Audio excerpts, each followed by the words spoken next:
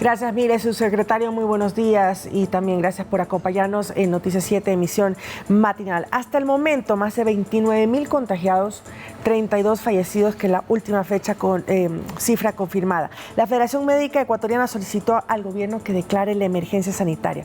¿Es necesaria en estos momentos la medida? Buenos días. Muy buenos días, muchas gracias. Se está evaluando la posibilidad de hacer declaración de como una emergencia sanitaria en el país, pero tenemos que tener en cuenta que las condiciones por las cuales está pasando el Ecuador es muy similar a la región. Brasil tiene más de 6 millones de casos, Perú Argentina también. más de 400.000, Perú más de 200.000, Paraguay más de 200.000, Colombia más de 120.000. El Ecuador tiene apenas 29.111 casos. Es preocupante la situación, pero está dentro de lo que se podría esperar a nivel de la región. Entonces, por tal caso, nosotros estamos evaluando la posibilidad de declarar como una emergencia sanitaria. Se ha declarado una emergencia epidemiológica, sí, pero estamos todavía revisando y analizando los datos y según cómo se va comportando. Recordemos que ya el fenómeno del niño atípico comienza ya a decaer, comienza a cambiar prácticamente el clima, entonces posiblemente pues comiencen a decrecer también la aparición de nuevos casos de dengue. Pero en 5 meses de este año se ha igualado la cifra de todo el 2023. ¿No es eso preocupante? ¿No amerita entonces la medida que se sugiere? Por eso estamos revisando, exactamente por esas mismas condiciones, pero tengamos en cuenta que la región tiene el mismo comportamiento. ¿Pero puede empeorar la situación en el Ecuador? Podría, si es que sigue habiendo precipitaciones y si seguimos teniendo el mismo comportamiento de la comunidad, la falta de apoyo en cuanto al control del vector.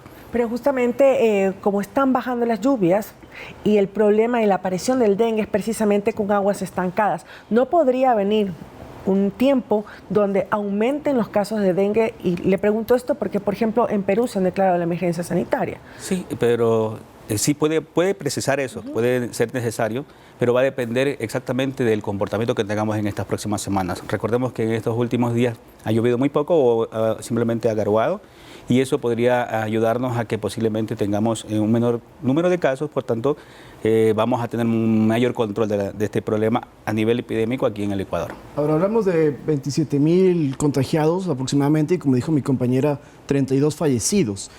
La duda aquí es entonces cómo prevenir que no haya más muertes y también entender el por qué se producen estos fallecimientos, cuáles son quizás las causas, porque si es un porcentaje quizás menor de decesos versus contagios. Claro. Bueno, hay factores que están predisponiendo a la comunidad o a la población a tener estos eventos graves. Recordemos que más del 84% de los casos que se han presentado en el país son casos de dengue sin signos de alarma, es decir, son dengues sin mayor complicación. Apenas un 14% son dengues con signos de alarma y un 0.4% de los que se ha presentado hasta la fecha son dengues graves. De ellos, sí es verdad, hemos tenido 32 fallecidos. La situación que está como factor que predispone a ello es la circulación actualmente en el país, en toda la población, de los 4 tipos de serotipos que tiene el dengue. Hay provincias donde ya circulan 2 serotipos a la misma vez, y hay provincias como Sucumbíos donde ya tenemos el ingreso del dengue del serotipo número 4, que por lo general ha generado ciertos problemas de salud en lo que es Colombia y Perú. Entonces eso podría provocar que tengamos pues casos graves y que la gente esté presentando pues este problema con la mortalidad. Bueno, un poquito para aclararle a nuestro público, lo que conocemos generalmente, y hablando de los tipos de dengue, el que se escucha y el más peligroso es el hemorrágico, al que usted se refiere a otros serotipos. ¿Podría explicarnos un poquito más, por favor, en palabras más sencillas? Sí, el virus del dengue tiene 4 tipos, o sea, el DEN 1, DEN 2, DEN 3 y DEN 4. Okay. Normalmente, históricamente en nuestro país siempre ha circulado el 1 y el 2. Esa ha sido siempre la circulación que hemos tenido. Pero en este último año, anterior, 2023, ya entró el DEN 3 al país.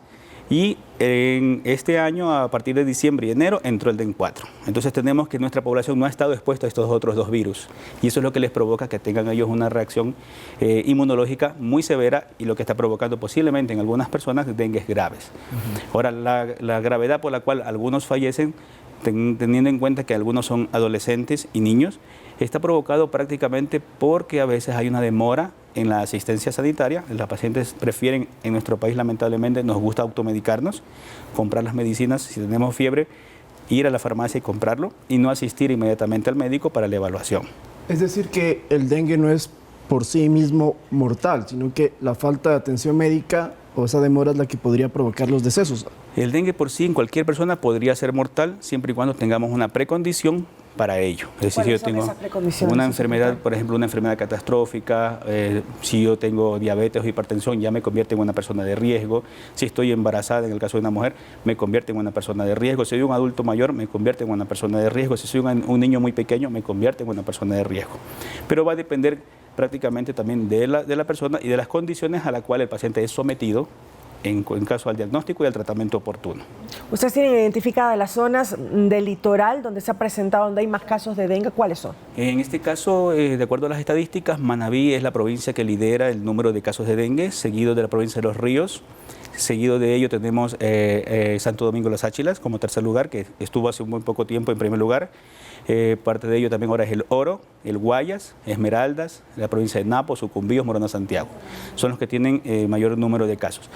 Tengamos en cuenta que el Ecuador tiene zonas tropicales como tal, la costa ecuatoriana, y tiene zonas subtropicales a nivel de la sierra, es decir, Pichincha también tiene zonas subtropicales, donde también se está comenzando a presentar casos. Pero tengamos en cuenta que nosotros tenemos el poder de controlar al vector. No podemos eliminarlo como tal. Fumigar no es una solución. La solución es el control del vector en mi domicilio.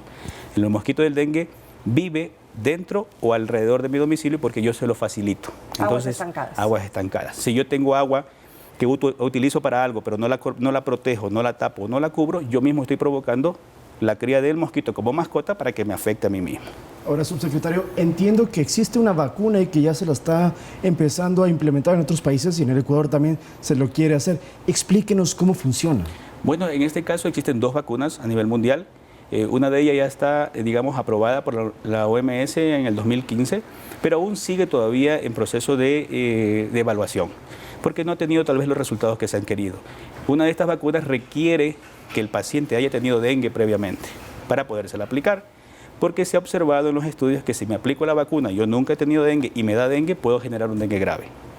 La otra es que se está evaluando también otra vacuna que se produce cerca de aquí en Brasil, también todavía está en estudios, en fases de experimentación, porque no se ha encontrado que tenga como tal los resultados que hemos obtenido, que hemos buscado. Ellos recomiendan que se vacune a la población que más del 70% haya tenido dengue. Entonces no es para todo el país. Ok, para finalizar, subsecretario, ¿cuál es el protocolo? Entonces, ¿qué tienen que hacer las personas si tienen síntomas o si tienen alguna afectación de su salud? Bueno, si el paciente tiene fiebre, dolor de cabeza, malestar, todos los síntomas que le hagan pensar que está con alguna enfermedad como el dengue o cualquier otra enfermedad febril, lo primero que debe es asistir a un centro de salud o a un médico para que lo evalúen, le haga un diagnóstico oportuno y tenga el tratamiento adecuado.